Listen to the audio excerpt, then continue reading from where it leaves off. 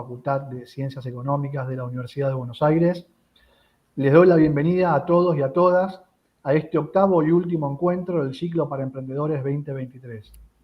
Quiero hacer un agradecimiento muy especial a quienes coordinaron todo este evento, a la licenciada Sofía Caraballo y a la magíster María Eugenia González Hidalgo, a quien les agradezco personalmente por su profesionalidad y su compromiso con transmitir el conocimiento a todos los emprendedores que nos están siguiendo en vivo en los distintos encuentros y a todos aquellos que nos vieron por streaming en estos 8 encuentros que hicimos en este maravilloso ciclo.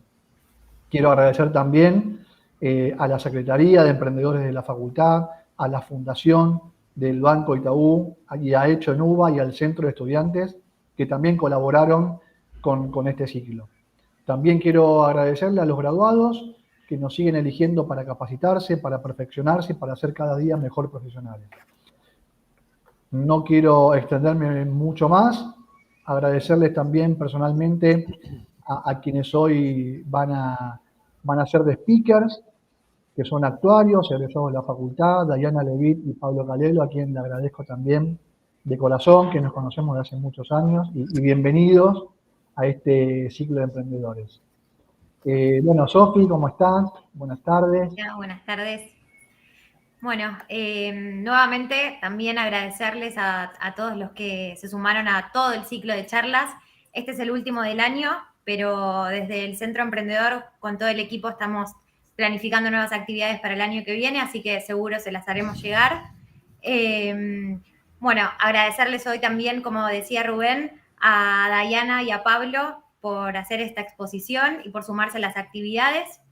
Y también no voy a dejar de agradecerle a la Fundación Itaú que nos ayudó a lo largo de todo el año a poder hacer este ciclo para emprendedores, que tuvo un montón de visualizaciones, así que esperemos poder seguir realizándolo en conjunto con la Secretaría de Graduados, la Secretaría de Responsabilidad Social, Emprendedores e Innovación, el Centro de Estudiantes, y creo que no me olvidé de nadie más, espero, bueno, Hecho en UBA, que ahí lo mencionaba Rubén.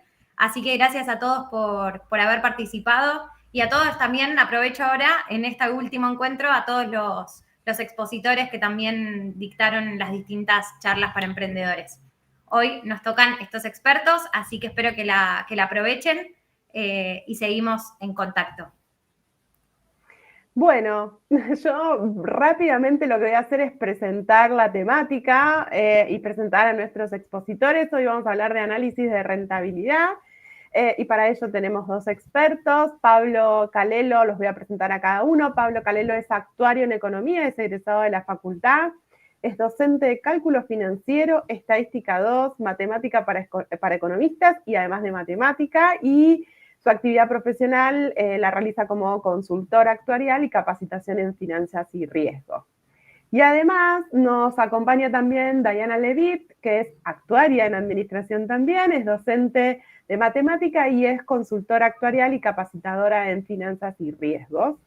Yo no les voy a robar nada más de tiempo, les voy a agradecer que estén acá para compartir esta charla y ahora sí, las voy a dejar en manos de ustedes.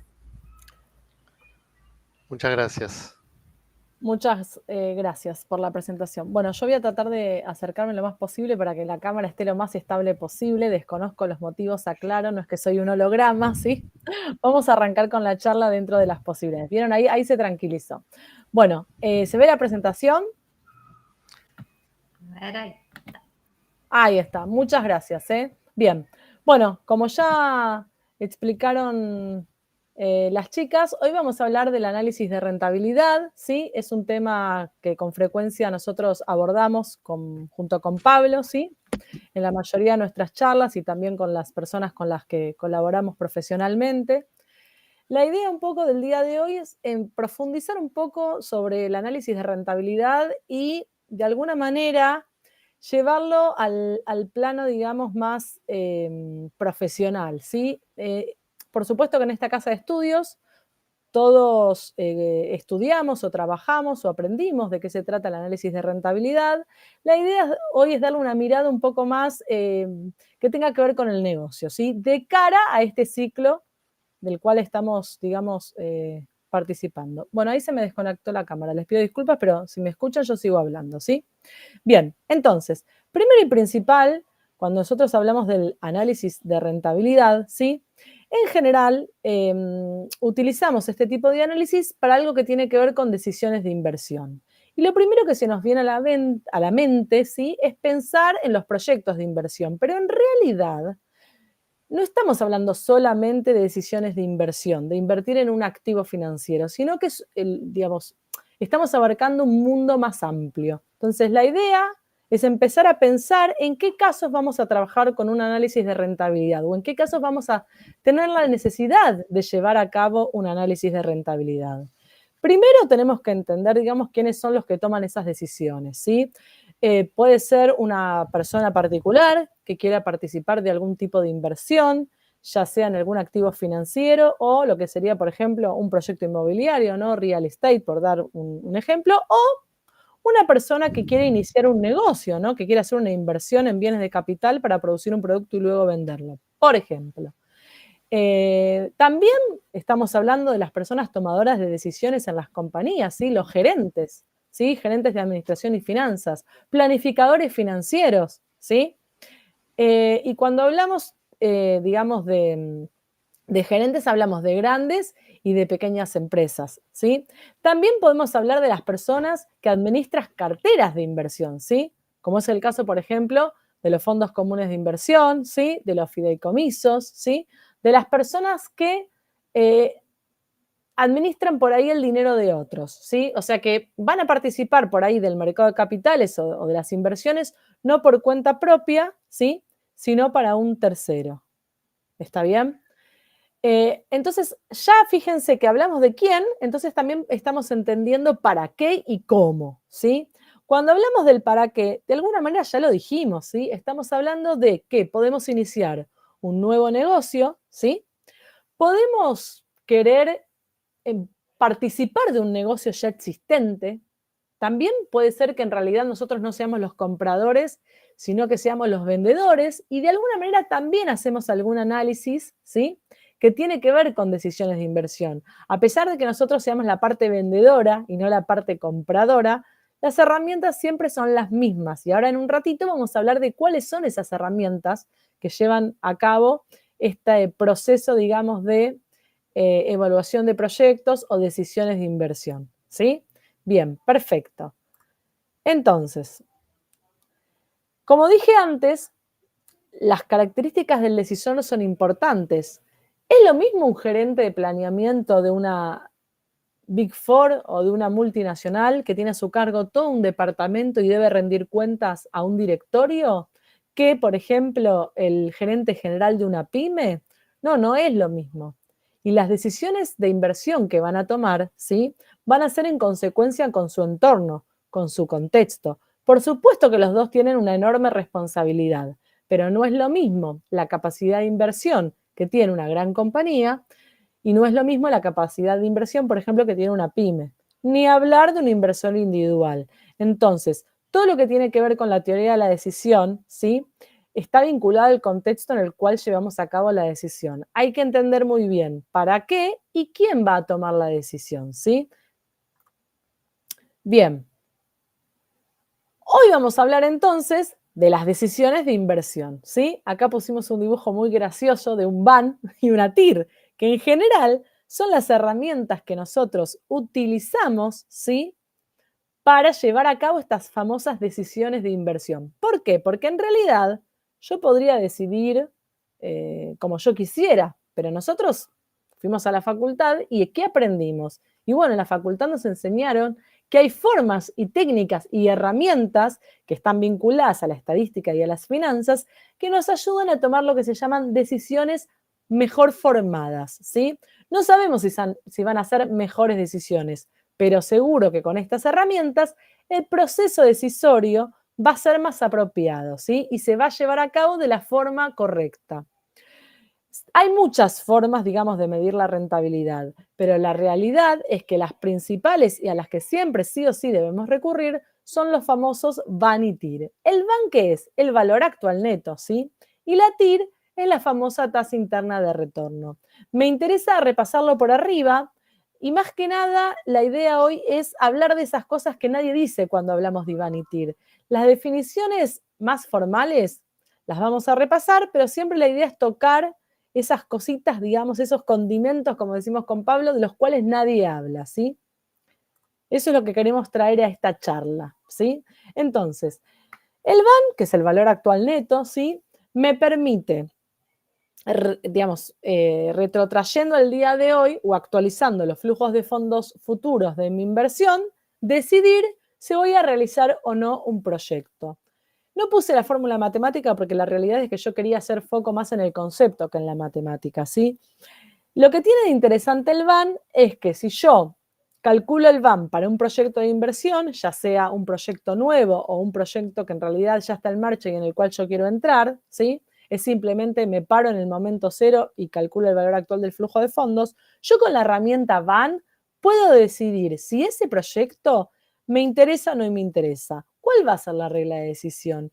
Que si ese VAN tiene un valor positivo, yo voy a participar del proyecto, y que si ese VAN tiene un valor negativo, a mí no me va a interesar participar en ese proyecto. Fíjense que yo estoy hablando de un proyecto en términos absolutos, no lo comparo con ningún otro, ¿sí? O sea que el VAN, como regla, me sirve para decidir en términos absolutos. Sin embargo, yo podría, por ejemplo, si tengo 2, 3, 4 proyectos de inversión, ¿sí? Calcular el VAN para esos 4 y si quiero armarme un ranking y elegir el de mayor VAN. O sea, puedo establecer comparabilidad, pero en términos absolutos es una medida más que apropiada. Sin embargo, la TIR, la tasa interna de retorno, ¿sí? Que es la que en general utilizamos siempre, es una medida relativa. Yo puedo calcular la TIR de un proyecto de inversión, ¿sí? Y decir, mira, este proyecto me rinde un 20%. La pregunta del millón es, ¿ese 20% es mucho o es poco? En realidad no es nada. Yo lo tengo que comparar con alguna otra tasa de algún otro proyecto que no tiene por qué ser similar para poder decidir con qué tasa quiero trabajar. Si estamos hablando de una inversión, que es lo que nos convoca hoy, por supuesto que vamos a querer participar de aquel proyecto que tenga la TIR más alta. Pero si estamos hablando de tasa de rendimiento como si fuese un costo, por supuesto que vamos a querer participar de aquella cuestión que tenga un costo más bajo, ¿sí? Digo esto porque el rendimiento se puede entender de diversas formas y luego con Pablo van a profundizar en este concepto. Pero por ahora lo que a mí me interesaba era mostrar que en términos absolutos el VAN es una herramienta más que suficiente y que la TIR en cambio complementa al VAN, pero aportando, digamos, una medida de comparabilidad, de medida relativa. Por ejemplo, yo podría optar entre un proyecto de inversión que tiene una TIR del 20%, comparándolo por ejemplo, otro tipo de inversión en el mercado de capitales, y si la inversión en el mercado de capitales me rinde un 30%, probablemente me convenga invertir en el mercado de capitales. Fíjense qué rico que es el TIR como medida de rentabilidad comparativa, ¿sí? Donde no necesito que los proyectos, digamos, sean similares. Directamente con la tasa de interés, yo podría tomar una decisión. De más está decir que tengo que tener en cuenta otras cuestiones, por ejemplo, el riesgo, si me es posible operar en ese mercado, porque por ahí quiero participar de un negocio en el cual, por más que financieramente sea rentable, económicamente o legalmente o impositivamente sea inviable, ¿sí? Pero bueno, un poco era marcar la diferencia de VAN y TIR, porque muchas veces leemos definiciones por ahí y no nos termina de quedar claro cuándo y cómo se usan estas herramientas. Ahora sí, yo les dije que la TIR era la tasa de rendimiento de mi proyecto. En realidad, en términos matemáticos, la TIR, ¿sí?, es la tasa que hace que el valor actual de mi flujo de fondos, ¿sí?, dé cero. O sea, es la tasa que el VAN, es la tasa que hace que el VAN sea cero, ¿sí? Eso en términos matemáticos, pero me gusta más que nos quedemos un poco con el concepto. ¿Bien? Bueno, ahora, ¿cuáles son los componentes del VAN? Bueno, el VAN, fíjense que tiene dos componentes principales, el famoso flujo de fondos, ¿sí? Y como les dije recién, la tasa para actualizar ese flujo de fondos. Cuando el VAN es cero, esa tasa va a ser la famosa TIR. Vamos a hablar un poco del flujo de fondos. Ese flujo de fondos, ¿sí?, tiene que ver con el neteo de ingresos y egresos que va a tener mi proyecto a lo largo del tiempo, ¿sí? Entonces, cuando yo quiero ponerme un kiosco, por ejemplo, por dar un ejemplo súper sencillo, lo que yo tengo que pensar es en un horizonte de inversión, es decir, de cuánto tiempo va a ser mi proyecto. Lo puedo pensar en meses, lo puedo pensar en años, ¿sí? Recordemos que en la Argentina el largo plazo no son más de 5 años, para entender un poco que también tenemos que tener en cuenta el contexto en el cual vamos a hacer la inversión. Digo la Argentina porque es donde vivimos, nosotros podemos invertir donde queramos. Hay otros lugares del mundo donde el largo plazo se considera 10 a 20 años, para que vean los distintos aspectos, cómo cambian según en qué contexto estoy. Por eso la primera pregunta o la primera diapositiva, que era qué, cómo, cuándo, cómo, es más que importante, porque todo lo demás es matemática. Pero primero yo tengo que comprender muy bien mi proceso decisorio. Entonces, dijimos, vamos a determinar un horizonte de tiempo y para cada horizonte de tiempo yo voy a tener que entender cuáles son todos mis ingresos, ¿sí? Correspondientes a la operatoria que tiene que ver con esa inversión que yo realicé, ¿sí? Y también tengo que tener en cuenta los costos operativos, ¿sí? Para llegar a un resultado bruto, y luego habrá otros costos variables y algún que otro gasto vinculado a mi negocio, ¿no? Algún gasto de administración, algún gasto de comercialización. Algo muy importante. Los costos que nosotros tenemos que tener en cuenta cuando llevamos a cabo ese flujo de fondos, ¿sí? Tienen que ser todos los costos que son oportunos. Por ejemplo, los costos incurridos no los voy a tener en cuenta. Eso es algo muy frecuente, es un error muy frecuente que ocurre cuando mucha gente trata de diseñar su flujo de fondos. ¿Qué es un costo incurrido?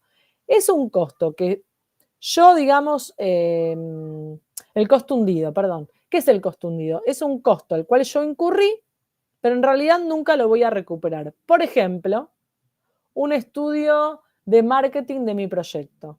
Bueno, yo no hacía el proyecto, igual tenía, digamos, el estudio de marketing. Entonces, tengo que tener muy claro cuáles son los costos que corresponden a mi proyecto y cuáles son costos que en realidad no son propios de mi proyecto, ¿sí? Los costos hundidos, entonces, son exactamente esos costos que yo no debo considerar.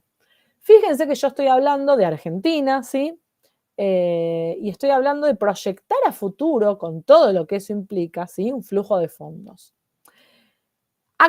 Hasta acá estoy hablando de, digamos, de un flujo de fondos común y corriente, digamos. Pero en general y en la práctica, lo que se suele hacer y trabajar es lo que se llama el van sujeto a riesgo. Es decir, lo que solemos hacer es plantear, digamos, escenarios, ¿sí? Para plantear, digamos, distintas posibilidades, léase probabilidades, de ocurrencia de esos flujos de fondos, ¿sí? Y se trabaja en realidad con el valor esperado del van, lo que se llama la esperanza matemática, ¿sí? Fíjense que yo les decía antes que atrás de todo esto hay mucha estadística y mucha matemática. Bueno, de esto estaba hablando, ¿sí? Porque en realidad yo no sé a priori cómo va a ser ese flujo de fondos, ¿sí? Lo estoy estimando, estoy especulando, estoy determinando hoy un valor que en realidad yo no lo conozco, está sujeto a una probabilidad. Entonces, lo acertado de mínima es plantear algunos escenarios. Muchas veces se plantea escenario optimista, pesimista y neutral y se dice, bueno, probabilidad de esto tanto, o sea, planteamos escenarios y les asignamos probabilidades acorde a nuestras creencias. Por supuesto que esas probabilidades son subjetivas, pero siempre es preferible plantear escenarios y subjetividades a asumir que con un 100% de probabilidad se va a cumplir ese flujo de fondos, ¿sí? Es muy importante considerar este tema de las probabilidades. Y respecto a la tasa para actualizar el flujo de fondos, debería ser una tasa apropiada para el proyecto con el cual estamos trabajando. Ese aspecto lo van a profundizar luego con Pablo, ¿sí? No quiero profundizar mucho. Lo vamos a dejar ahí para que después con Pablo completen la idea. Bueno, flujo de fondos es lo que comentamos recién, los costos a considerar son los oportunos, nunca costos hundidos, y después vamos a hablar un poco de las herramientas de cálculo, o sea, cómo yo puedo, digamos, llevar a cabo desde el punto de vista práctico, ¿sí? Este proceso de decisiones de inversión o de análisis de rentabilidad. La realidad es que yo, una vez que yo determiné, digamos, qué es lo que quiero hacer, de qué se trata mi decisión, yo tengo que recoger información. Tengo que recabar primero un horizonte temporal, porque en todo proceso decisorio hay un horizonte temporal. Después tengo que determinar cuáles van a ser esos flujos de fondos, si tengo que hacer una inversión inicial o si la inversión se hace periodo a periodo, si voy a obtener financiación para costear mi proyecto o no la voy a obtener, el costo de esa financiación, que nunca se olviden que el costo de esa financiación siempre tiene que ser mejor a la tasa de rendimiento del proyecto, porque si no, no tiene sentido que haga ningún tipo de inversión, ¿sí? Probablemente en ese caso el VAN me dé negativo, o sea, no, digamos, el valor actual neto como medida de decisión de efectuar el proyecto o no, seguramente me lo tire abajo, ¿sí? Y después tengo que empezar a recabar información de los costos, ¿no? ¿Cuáles van a ser los costos que yo voy a tener? Y realizar una estimación. Fíjense que yo todavía no hablé de inflación, ¿sí? Hablé de flujo de fondos, ¿sí? Y no estoy considerando factores, por ejemplo, si estoy llevando a cabo un proyecto que está vinculado a una moneda, por ejemplo, en el caso del dólar, que en la Argentina siempre aumenta, bueno, yo tengo que considerar esa suba de precios de la moneda, por ejemplo, si estoy trabajando con algún proyecto vinculado a eso. Si va a haber inflación en la economía, también lo tengo que tener en cuenta. Si yo sé que va a haber una exención impositiva y voy a tener un beneficio, también lo puedo tener en cuenta, ¿sí? O sea, tengo que recabar información. Y después tengo que armar mi flujo de fondos, ¿sí? Y el VAN, en realidad, si quiero, con una calculadora yo puedo calcular el valor actual del flujo de fondos, pero para el caso de la TIR, de la tasa interna de retorno, que es la que dijimos antes, hace que el VAN sea cero, yo tengo que utilizar herramientas matemáticas que están vinculadas al análisis numérico que tienen que ver con lo que se llama iteración. La realidad es que a mano es bastante complejo, ¿sí? Sobre todo cuando tenemos muchos periodos, y en esos casos es preferible utilizar otro tipo de herramientas que hoy en día los graduados debemos dominar, ¿sí? El Excel es nuestro gran amigo y, ¿por qué no?, algún software o algún lenguaje de programación, mejor dicho, ¿no? Como Python o R, donde yo puedo correr un script de una línea, ¿sí? Y puedo, digamos, calcular esa tasa, digamos, el software me hace la iteración matemática y me resuelve el problema que tengo de determinar esa tasa, ¿sí? Y bueno, y ahora ya vamos a arrancar, digamos, con la segunda parte de la charla, que la armamos así. No sé si, Pablo, estás por ahí para continuar. Te cedo la palabra. ¿Estás por ahí, Pablo? Ahí está. Sí. Perfecto. Bueno, empecemos. En algún momento voy a compartir pantalla probablemente, pero quería como empezar a hablar del KPM. A ver, voy a compartir pantalla un segundito, ¿no es cierto? Y después te voy a pedir a Diana que la vuelvas a compartir vos si podés. Yo no estoy compartiendo pantalla, yo estoy compartiendo desde acá. O sea que si compartís, descompartís. ¿Está bien? Ok, bueno. Aclaro por las dos. Sí, no sé si puedo compartir, pero vamos a hacer el intento. Tú puedes.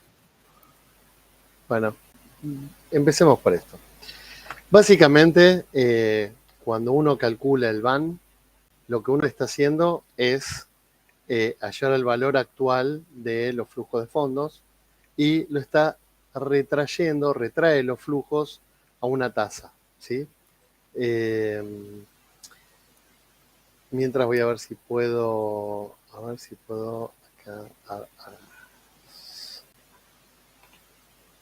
a ver si puedo presentar. No puedo. Bueno, no importa.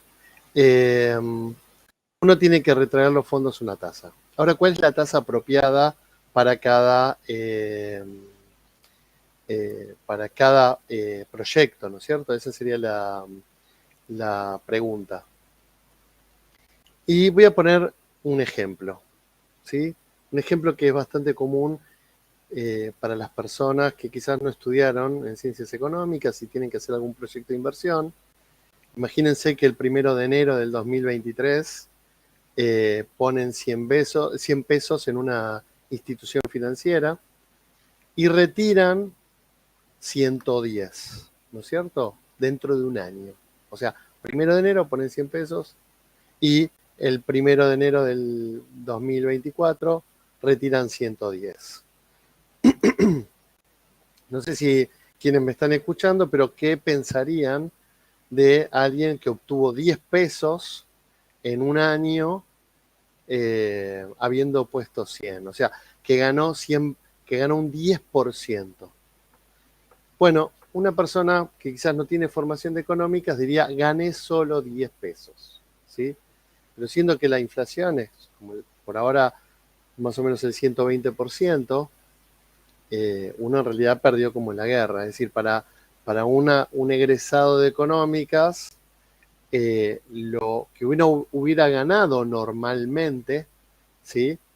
Eso sería como la base, ¿sí? Si una persona, habiendo invertido a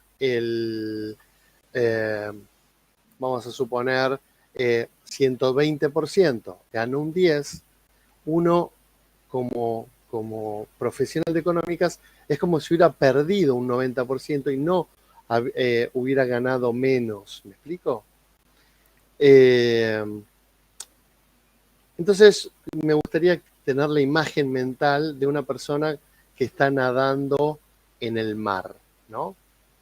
Si ustedes están en el mar, están nadando, están sobre el nivel del mar. Si uno está abajo de la superficie, uno se ahoga, ¿no es cierto? Entonces, lo que uno tendría que calcular es qué sería ese nivel del mar donde uno no se ahoga. ¿Cuál sería el porcentaje mínimo requerido? Lo que se llama el costo de oportunidad del capital. Si uno gana menos de ese costo de oportunidad del capital, es como si hubiera perdido plata. Y si uno gana más, bueno, es excelente, ¿sí? Ese costo de oportunidad del capital no es igual para todos los negocios, ni es igual para todos los países, porque depende del nivel de riesgo. Así como la superficie del mar no es igual, no tiene la misma profundidad en todas las direcciones, ¿no? Los que están más cerca de la costa, la superficie del mar son algunos centímetros, los que están muy lejos pueden ser cientos o incluso miles de metros, ¿no es cierto? De la misma manera, la tasa a considerar como normal va a tener que ver de muchos factores, entre los más importantes, el riesgo. Mientras más riesgosa es una operación, entonces mayor va a ser la rentabilidad requerida, ¿sí? De la misma manera, o sea, que una rentabilidad requerida per se no está bien o mal, ¿sí? Si uno está a 10 metros de una playa en Mar del Plata y el fondo está a 15 metros, es muy hondo. Y si uno está a 500 metros de las costas, quizás 10 metros no sería tan hondo, sobre todo si tienen que haber barcos de gran calado que tienen que navegar. Con lo cual, esa diferencia la va a dar, bueno, en el caso del mar, cómo sea cuánto esté lejos de la costa, ¿no es cierto? Hay un montón de factores. En el caso de las finanzas, mientras más riesgo, más es el rendimiento requerido, ¿sí? Es decir, probablemente poner una chocolatería en Buenos Aires es menos riesgoso que poner, no sé, una venta de armas, se me ocurre, ¿no? Y, digamos, ahí, digamos, negocios que van a ser mucho más riesgosos, buscar galeones hundidos y así sucesivamente. Mientras más riesgo, más es el rendimiento requerido. Así es que Sharpe, que fue galardonado premio Nobel en los 90, hizo esta teoría, KPM, que básicamente lo que hace es hallar una relación riesgo-rendimiento lineal, ¿sí? Que, digamos, la medida de riesgo está dada por lo que sería el beta de la acción.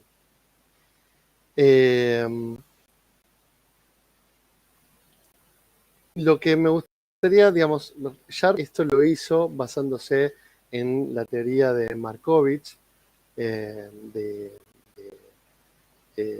zonas, ahora no me acuerdo exacto la palabra, lo que sería regiones óptimas de inversión,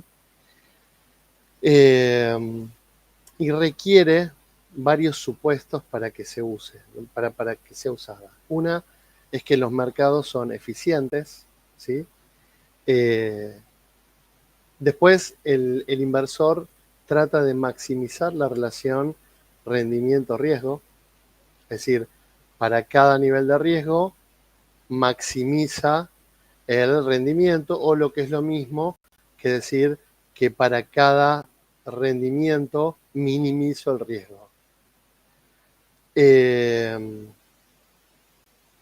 Y también hay un supuesto de que existe una tasa que acá se la llama RF, que es la tasa libre de riesgo.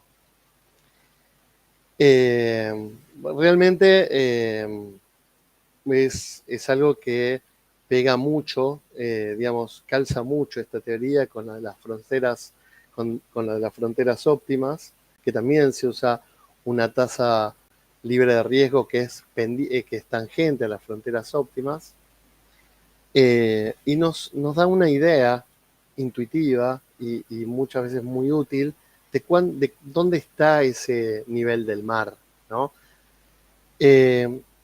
Nosotros lo que nos gustaría es que nos pongamos a pensar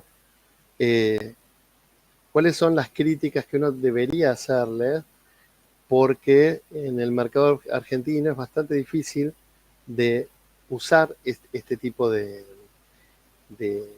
esquemas, ¿sí? En primer lugar, Sharpe esto lo hizo en la década del 60, y uno, si se pone en el contexto, uno podría decir que la tasa del Tesoro de los Estados Unidos era una tasa libre de riesgo. Después del 72, con la crisis de los petrodólares y el tema de, digamos, cuando el dólar empezó a ser un dinero fiduciario, eso empezó a tambalear un poco más, pero entre el 2008 y el 2012, prácticamente fuera de Bretton Woods, no se puede decir que haya una tasa libre de riesgo. Es decir, una tasa que dé rendimientos positivos con riesgo cero. De hecho, si alguien se acuerda, en el año 2012 la Bundesbank daba, los bonos que emitía tenían un rendimiento real negativo, con lo cual, digamos, es como para pensar si esto existe, ¿no? Por otro lado, estamos hablando que esto sirve en mercados eficientes, y en ese aspecto, así como Argentina uno podría decir que es un mercado raro, Estados Unidos no es lo más normal, es decir, no es lo más normal un mercado eficiente. ¿Qué es un mercado eficiente? Es un mercado que actualiza los precios de acuerdo a la información que se va generando. Vamos a tratar de ponernos en contexto. Supongamos que ahora el dólar oficial está a más o menos 350 pesos.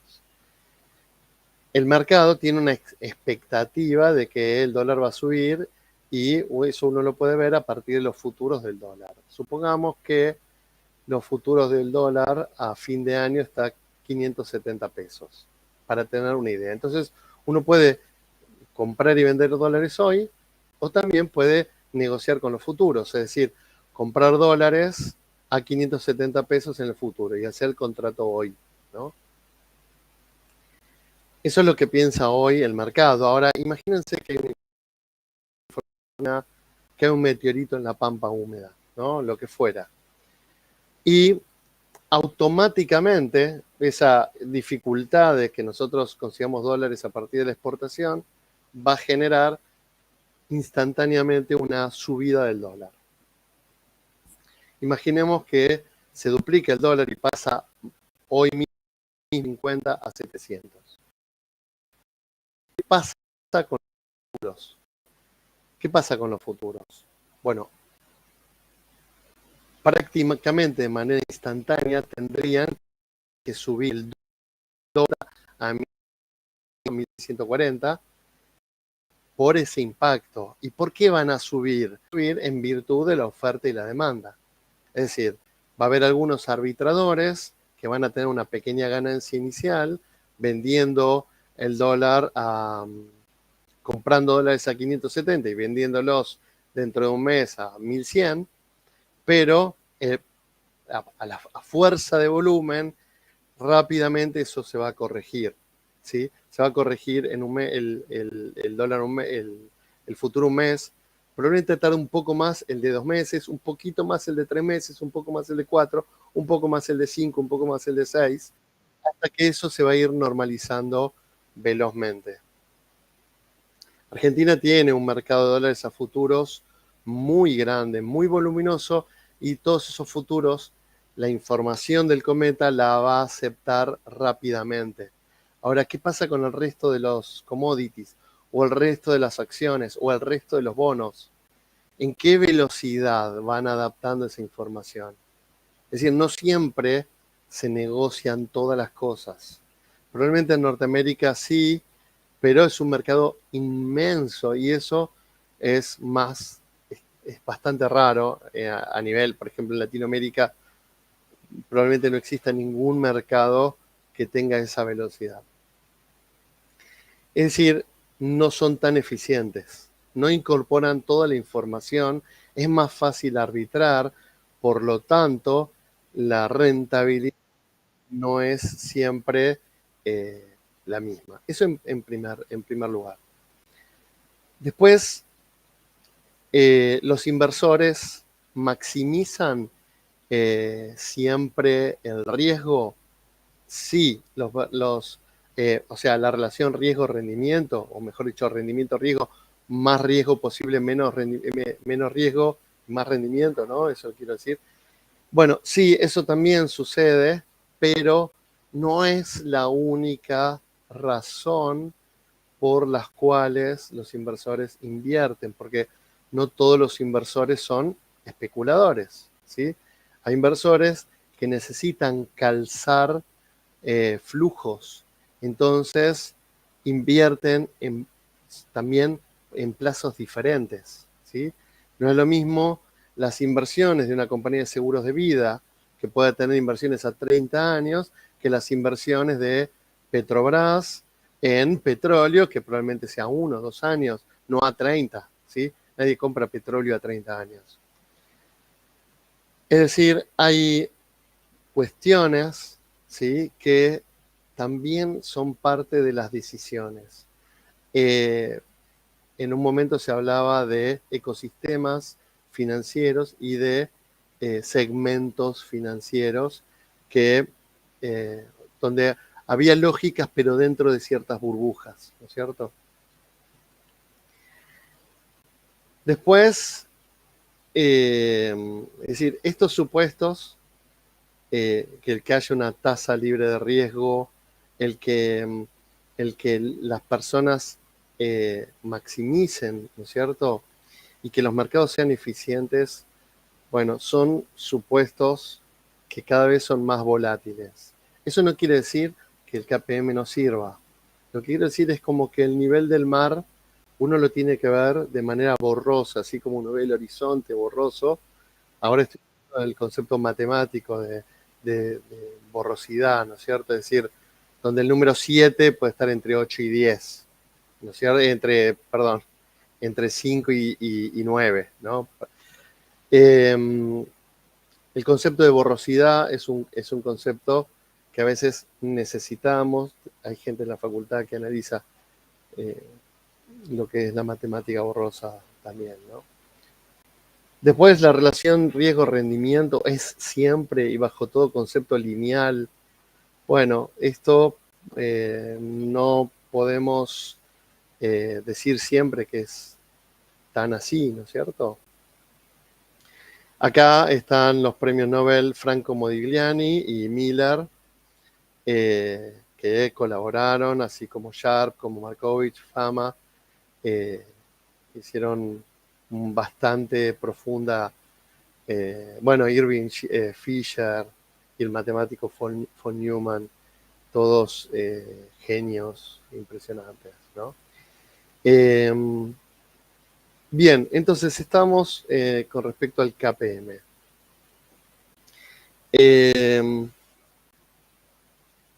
Además de eso, se notaron empíricamente anomalías a esta teoría. ¿Qué me refiero a anomalías a esta teoría? Por ejemplo, digamos, hay efectos, como se llama, como el efecto fin de año, que no pueden ser explicados en esta teoría. Hay efectos que tienen que ver con las acciones que tienen un ratio libro-mercado muy bajo, por cuestiones que tienen que ver con la volatilidad del mercado, que hacen que de repente incorporen la información de manera muy rápida, entonces el rendimiento no tiene nada que ver con el riesgo, ¿no es cierto? En general, las empresas más chicas tienen rendimientos mayores que las empresas más grandes. Es decir, hay otros efectos, ¿sí? En particular, a mí me interesaría hablar de los efectos en el mercado argentino. No sé si alguien está compartiendo, pero estaría bueno si podemos ir a la anterior, donde estaba la relación, ¿no es cierto? Exacto. Y en esta relación está esta tasa libre de riesgo que a nosotros nos interesa tanto, ¿no? Es muy común la pregunta de cuál es la tasa libre de riesgo en Argentina.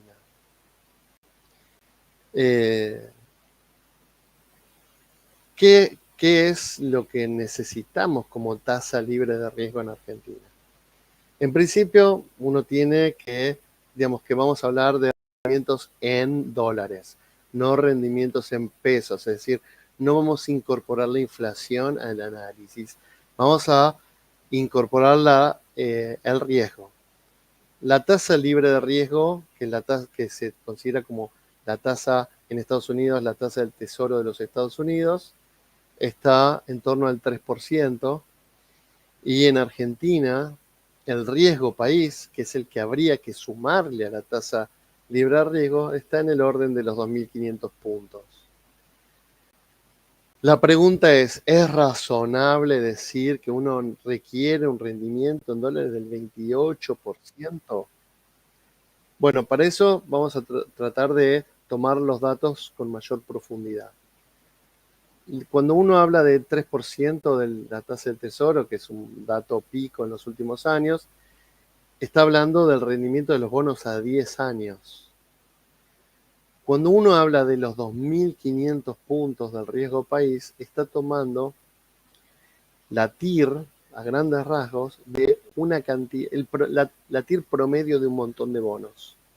Por ejemplo, si yo tomo bonos a 10 años, la TIR está en el orden de los 1.300 puntos, con lo cual esto ya estaría incorporando, digamos, no estoy sumando dos veces el rendimiento de los bonos.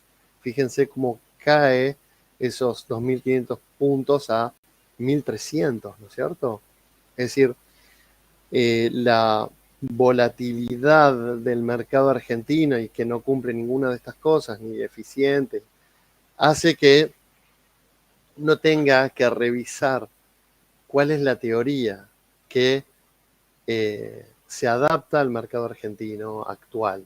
Hay, digamos, varias teorías que se estuvieron haciendo en la Universidad de San Andrés, en diferentes fundaciones, en el año 2006, 2009, pero estamos en otro periodo. Muchas veces se toma el riesgo país promedio de los últimos 10 años, pero bueno, ya hace muchos años que estamos con un riesgo país alto, más o menos 6 años, estamos con un riesgo país alto, con lo cual nadie, a ver, imagínense, si yo quiero decir que mi tasa libre de riesgo es el 3 más el 25, me da un 28, después le tengo que agregar el riesgo del proyecto, no tiene mucho sentido porque nadie busca en Argentina a menos que, no sé, que venda granadas, no sé, pero nadie busca una rentabilidad del 32% en dólares, ¿sí? En el año 2022, la rentabilidad de las acciones argentinas fue muy buena, fue de un 7%. Entonces, ese 7% no tiene nada que ver con esta fórmula, ¿me explico?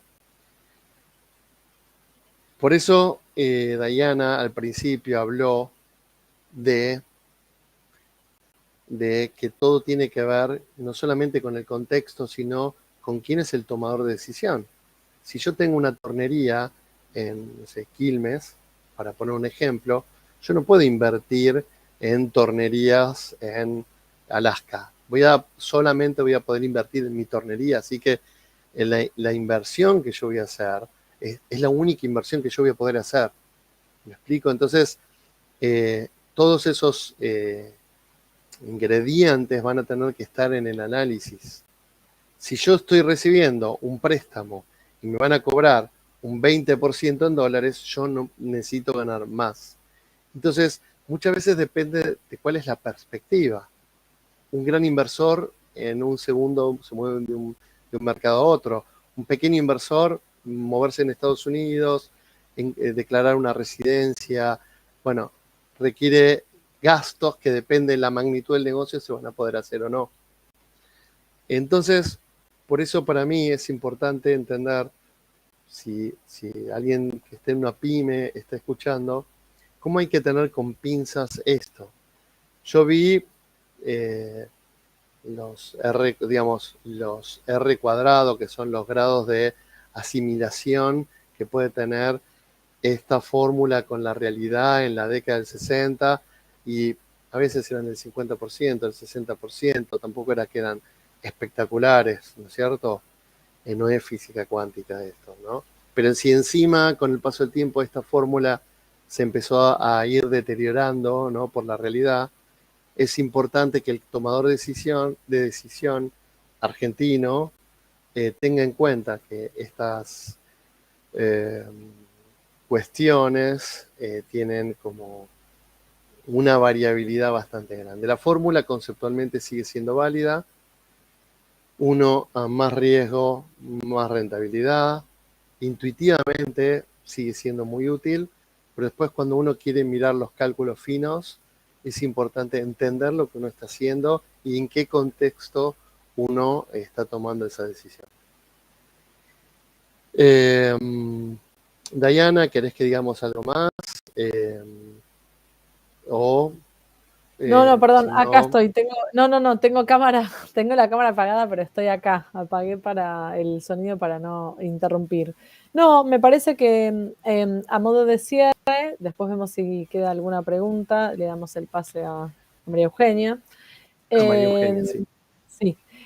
No, un poco como para cerrar la charla, me parece que es interesante entender que estas herramientas son, digamos, modelos, ¿no? A seguir, que siempre todos los modelos que nosotros querramos estudiar, ya sean económicos o financieros en este caso, tienen que tener un dejo de adaptabilidad, digamos, a, como dijimos antes, nuestro contexto, nuestra decisión, quién va a tomar la decisión y todas estas herramientas, porque si no, carecen de aplicabilidad. Si yo no puedo bajar a tierra todo ese material teórico, es inviable. Entonces, un poco la charla de hoy me parece que tenía como objetivo eso, ¿no? Empezar a entender un poco estos conceptos que leemos por todos lados y tratar de conectarlos con lo que nosotros, digamos, hacemos en la vida diaria, ¿no? Porque o por ahí con lo que algún día nos tocó asesorar a algún cliente, ya sea que nosotros somos los que tomamos la decisión o estamos colaborando, digamos, con otra persona, ¿no?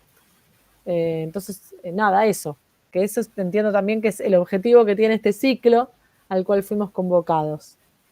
Quería Perdón que tengo agradecer, apagada, pero sí. no funciona.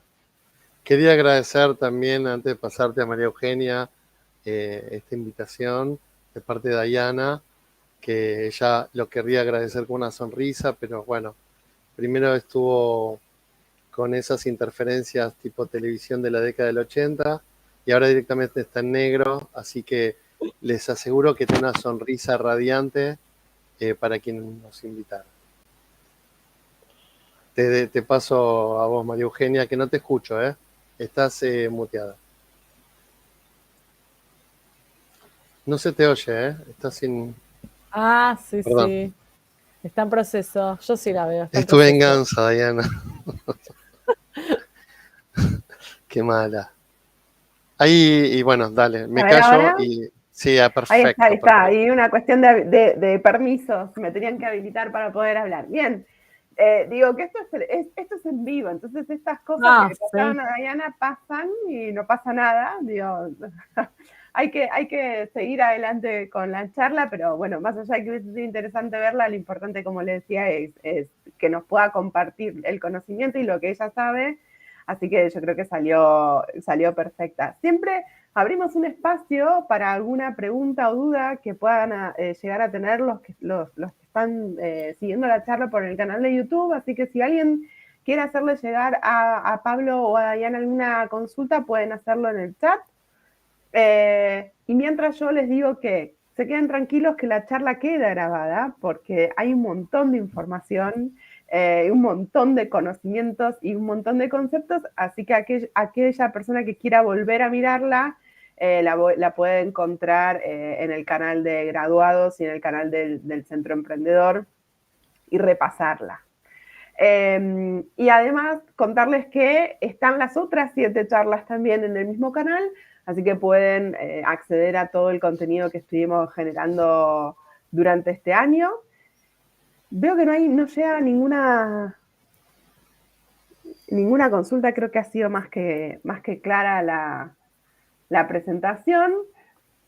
Mientras aprovecho entonces para agradecerles a la Secretaría de Graduados y a Rubén Arena, ahí estarían llegando.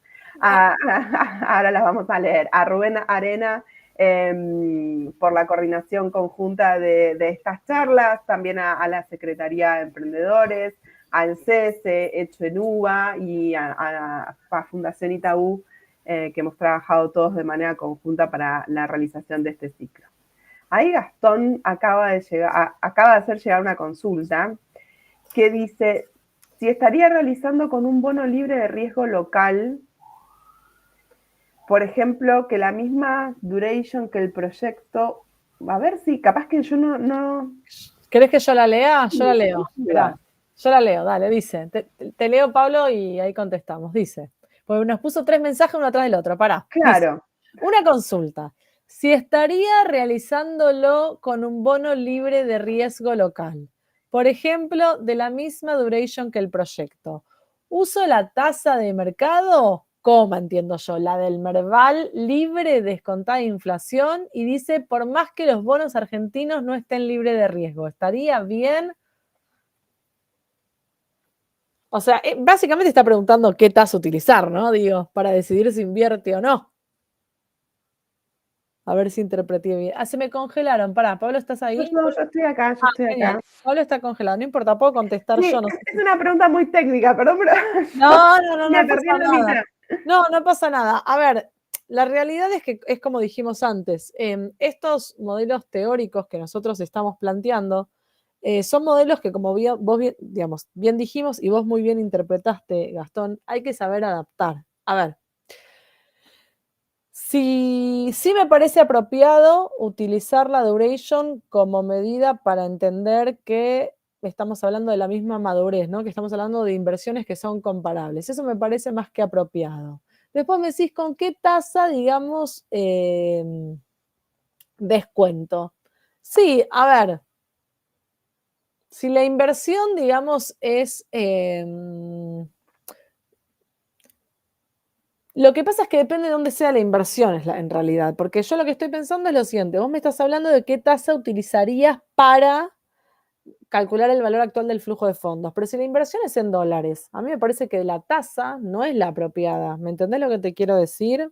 Una cosa es invertir en un bono y otra cosa es invertir en un proyecto, por ejemplo, una vez con Pablo tuvimos que trabajar con una empresa que construía y estaba todo el proyecto, toda la empresa valuada en dólares. Bueno, no es apropiado utilizar la tasa que vos estás manifestando. Ahí tendremos que hablar más que nada de Estados Unidos que de Argentina. No sé si se entiende lo que quiero decir. O sea, le tenemos que dar contexto al tipo de inversión. No todas las inversiones igual están a tasa a dólares. Yo te estoy dando un ejemplo que para mí es un contraejemplo de lo que vos decís, como para que se entienda, ¿sí? Pero no siempre hablamos de dólares. Por ahí queremos hacer algo que tiene costos asociados en pesos. ¿Está bien? ¿Se entiende? No te escuchamos, Pablo, porque yo te veo desconectada. No sé por qué. Sí, lo hemos perdido a Pablo. Sí. No, pero nos puso en el chat si lo escuchábamos. Y yo Desde no. estar- Ahí Ahí está, Ahí ahí está. volviste. Perfecto.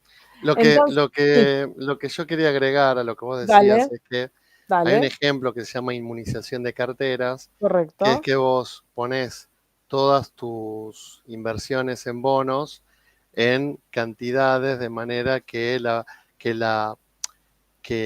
puedan calzar con, o sea, que la duration promedio sea la duration de toda la cartera. Y, digamos, en general lo que se puede mostrar es que cuando vos invertís a la duration, ¿no? El van de la actualización de los flujos de fondo de los bonos, o sea, los cupones y el vencimiento de bonos, es bastante insensible a las subidas y bajadas de las tasas de interés, ¿no? Yo no sé si la pregunta que tiene que ver con esto, ¿sí? Eh, pero obviamente que la forma correcta de analizar de descontar un proyecto es con el riesgo del proyecto. O sea que, digamos, una cosa son bonos y otra cosa son proyectos. Perdón que te interrumpí, Diana. No, para nada, está perfecto, está perfecto. Un poco era, no sé hasta dónde escuchaste, pero era lo que yo comentaba, digamos, si la inversión es en Argentina, quizás podamos, y es en pesos, quizás no está mal utilizar alguna tasa de Argentina, pero si la inversión es en dólares, digamos, no tiene sentido utilizar alguna tasa de acá, una tasa local. Tendremos que utilizar alguna tasa que hable un poco de la moneda dólar, ¿no? Darle contexto, digamos, a nuestra inversión, digamos, y entender cómo tenemos que utilizar estas medidas de las cuales conversamos hoy. Esperamos haberte respondido, Gastón. La verdad que contestamos bastante porque nos parece que son preguntas que están buenísimas, digamos, o sea, nos hacen ir un poco más allá y ver, sí, perfecto, muy bien. Tenía que ver, como mencionaron, por ahí con la determinación de la tasa de mercado, claro, si la inversión es en Argentina. Por eso, la inversión puede ser en Argentina. Si es moneda local, podemos hablar de tasa local. Si es en dólares, me parece que no es con tasa local. Vamos a tener que hablar de riesgo país, vamos a tener que hablar de tasa de Estados Unidos, de tasas en dólares, ¿sí? O sea, es un poco la localización geográfica, pero también la moneda y las condiciones, porque no nos olvidemos que nosotros estamos hoy en un mundo globalizado. Entonces, si yo estoy invirtiendo en Argentina, a mí me va a interesar cuáles son los factores exógenos que van a participar y van a afectar a mi proyecto. Por supuesto que, como dijimos antes, yo no los puedo saber a priori, pero los puedo estimar, o sea, los puedo considerar. Y los tengo que considerar o en la tasa o en el proyecto. De alguna forma me tiene que impactar. Lo mismo de lo que yo dije antes de la exención impositiva. Si yo ya sé que voy a tener un beneficio fiscal, eso también lo tengo que considerar. Muchas veces uno elige la locación para realizar su proyecto teniendo en cuenta este tipo de beneficios fiscales, ¿no? O impositivos, o que tengan que ver con la mano de obra que uno va a contratar, por ejemplo. Son todos factores a considerar. Bien, creo que fue clarísima la respuesta y Gastón Bien. nos dirás sí o no. Y ya vamos cerrando la charla muy puntuales, así que para cumplir con el horario prometido, me queda agradecerles a Diana y a Pablo por todo lo que han explicado y contado. Se nota que podríamos seguir un rato más, ¿no? Sí, nos gusta hablar de estas cosas, digamos. Nos encanta compartir conocimiento, esa es la realidad. Y nos gusta ir un poco más allá. Y se nota, y además en un tema que parece muy complejo, pero que ha sido, creo que, muy bien explicado y compartido, así que espero que hayan aprovechado la charla. Agradecerles nuevamente por haber sido nuestros speakers del día de hoy. Y al resto, o a los que nos están mirando, compartiendo este espacio con nosotros, decirles que seguramente el año que viene retomemos con algún ciclo, bueno, para compartir otras actividades.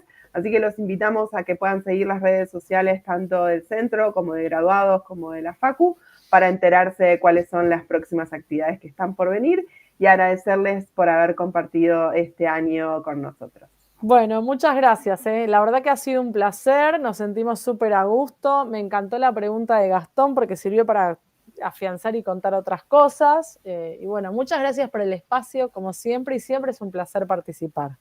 Gracias. Muchas gracias, ¿eh? La verdad que vamos a participar siempre que nos inviten. Bueno, muchísimas gracias y nos estaremos viendo en breve. Gracias. Hasta luego. Hasta pronto.